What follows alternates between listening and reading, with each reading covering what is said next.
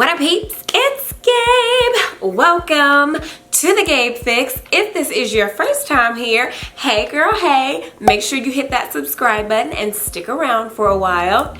If you're an oldie but a goodie, welcome back. I'm so glad you decided to come back.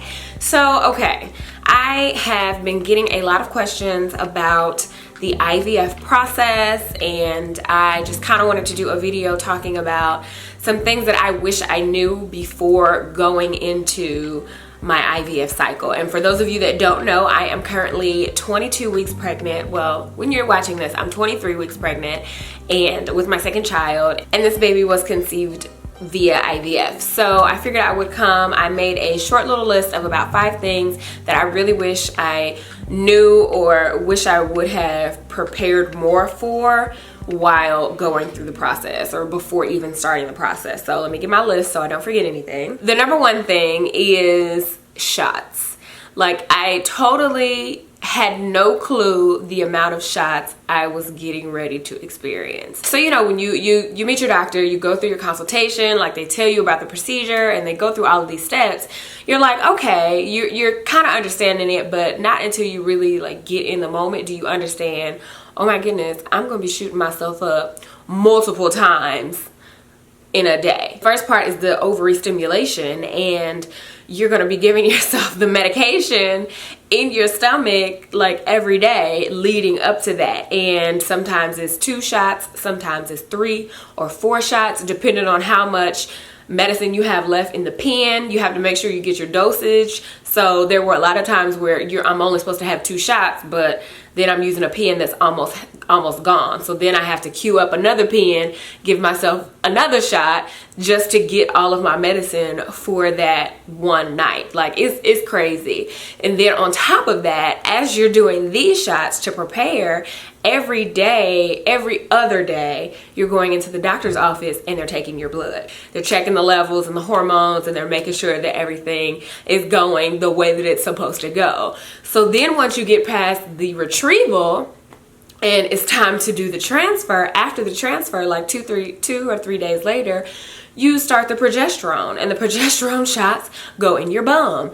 And they can last up until your 11th week of pregnancy if it is positive, like if it continues to grow. So I had so many shots.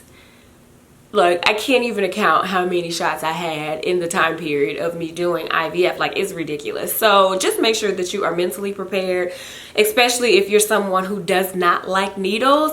Thankfully, I don't really have an issue with needles. Like, they don't bother me at all. But there are some people that are really afraid of needles. So you gotta make sure you have somebody that's there to help you, do it for you, give you the support you need, because you are going to become best friends with needles by the end of your cycle.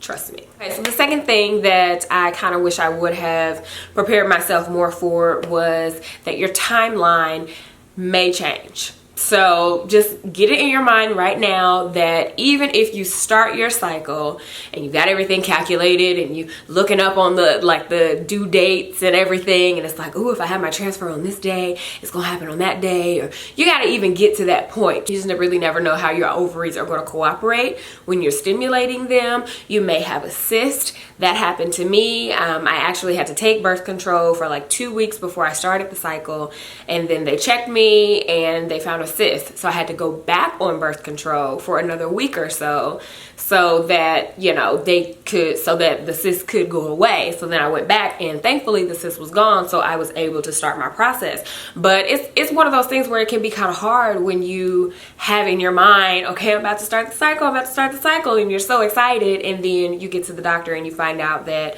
oops, there's a cyst, or maybe the stimulation medication isn't working the way they want it to, and they're going to take you off of the cycle, and you're going to have to start all over again. Like, there's so many things that can happen during the course of getting up to the transfer that you just have to be prepared for, because you never know. Be prepared for some shifts along the way, and make sure that you're very flexible. This is something that is probably about 95% going to happen, and that's the fact that your numbers will go down. Every egg that they take is not going to make it to the end stage. So I had 10 mature eggs that they took for my egg retrieval.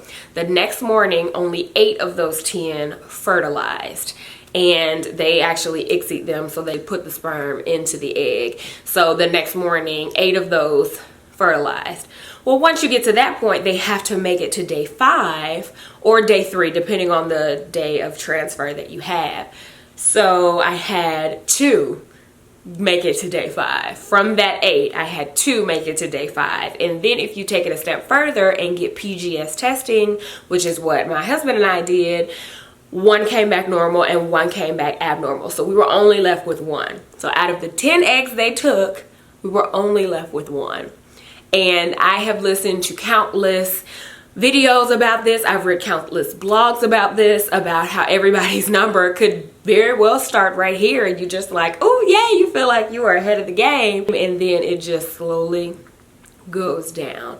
Now, this is not the case for everybody, so you know, don't let this scare you, but just be prepared for numbers to change, because they're not all necessarily going to make it to the finish line, and that's okay. So you know, that's why they want to get as many as possible from the retrieval. But yeah, you just have to be prepared for that, because I didn't even feel like 10 eggs was enough. When they told me they retrieved 10 eggs, like I was crying, because I'm like, is 10 eggs enough? But you know what? It only takes 1. At the end of the day, it only takes 1. Okay, so this next tip kind of goes without saying, but it's still one of those things that it's helpful to have somebody remind you that there will be a lot of waiting.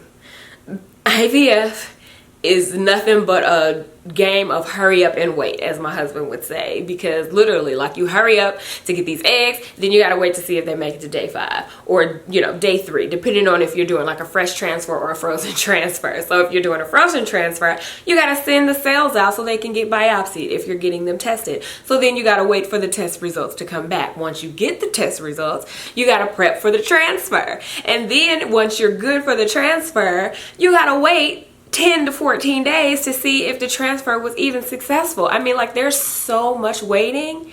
And I even think I missed a step, because before the transfer, we had to make sure that they thawed. So you're like, hurry up, we're waiting to make sure that they thaw correctly and that you can actually transfer them on the transfer day. Then you have to wait the 10 to 14 days before you even find out.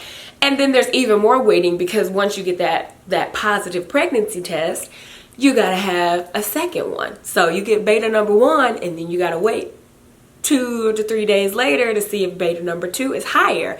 Beta number 2 is higher, yay! Then you have to wait for your first ultrasound. Make sure you hear a heartbeat. Once you hear that heartbeat, then the wait is like, oh my God, let me make it to the second trimester, and so on and so forth. So literally, it is a game of hurry up and wait.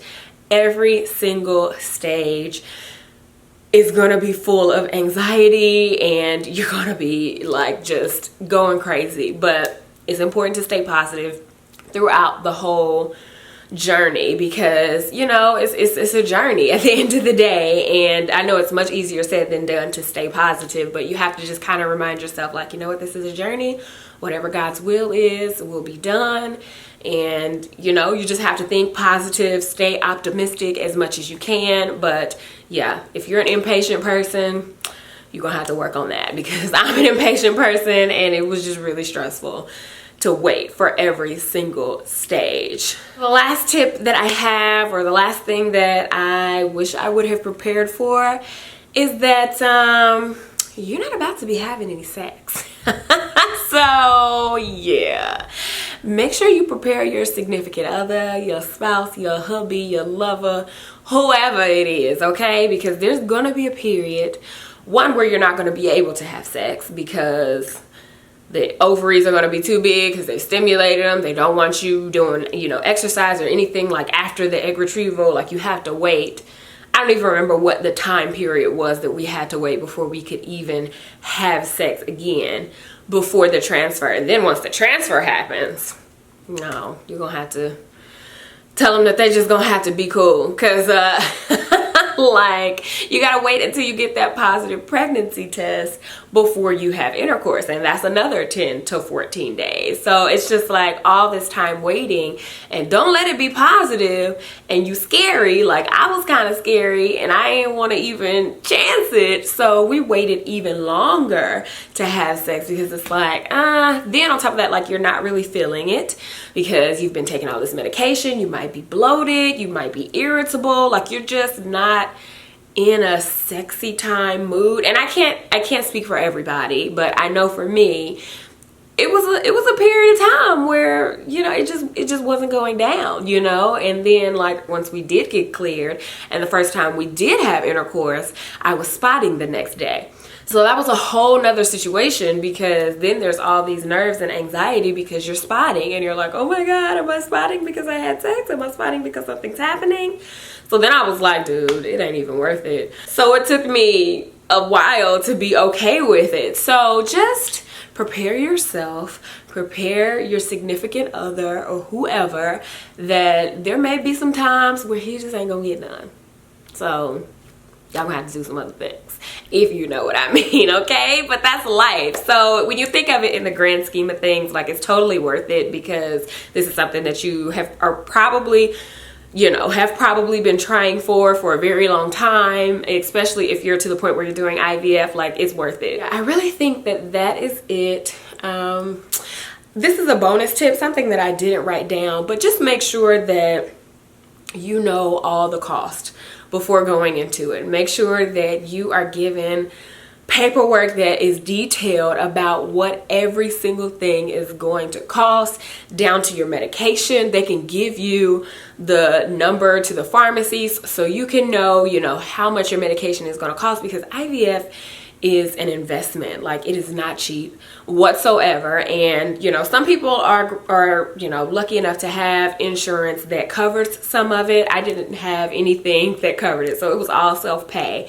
And you just want to make sure that you're prepared for anything that could happen. So, like, if you start taking medication and then something comes up and you have to stop and then you have to start a new cycle, you're going to have to spend more money on medication than probably what you budgeted out just for one cycle. So just make sure you are really diligent in figuring out how much everything is going to cost, making sure you're prepared and that you have a little cushion there in case you need more medicine than what you thought you would, or in case you have to do another cycle. Like, you just never know. So that's a bonus tip. Make sure you got your money right. Make sure you have a little extra just in case something happens. And yeah, that kind of takes away the anxiety, you know, that feeling of just spending a grip on IVF, because it's ridiculous. Like, the amount of money it costs is crazy. Like, why doesn't every single insurance company cover it? Like why not? I don't understand.